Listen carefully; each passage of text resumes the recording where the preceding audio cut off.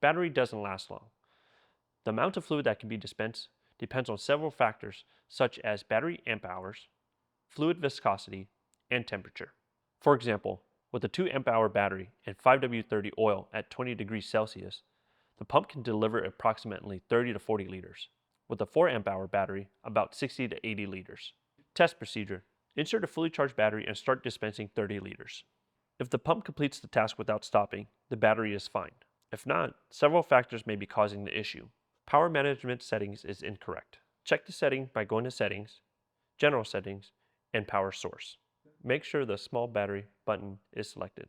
The battery may be worn out. Try charging another battery and run the test again. If the same issue occurs, the charger might be faulty. You can check this by turning on the pump with a fully charged battery, then going to the product screen where the voltage is shown. For a Milwaukee M12 battery, it should read over 12 volts. If batteries underperform and the charger is fine, run these tests. Use a fully charged battery. Go to Settings, System Info, and Start Test. Follow the instructions on the screen. After the test, the maximum amp draw will show on the screen. For 5W30 oil, the value should be between 5 to 6 amps. Higher viscosity fluids may show 7 amps, lower viscosity around 4 amps. If values are too high, it may indicate blocked hoses, partially closed valves, or a clogged filter on the suction hose.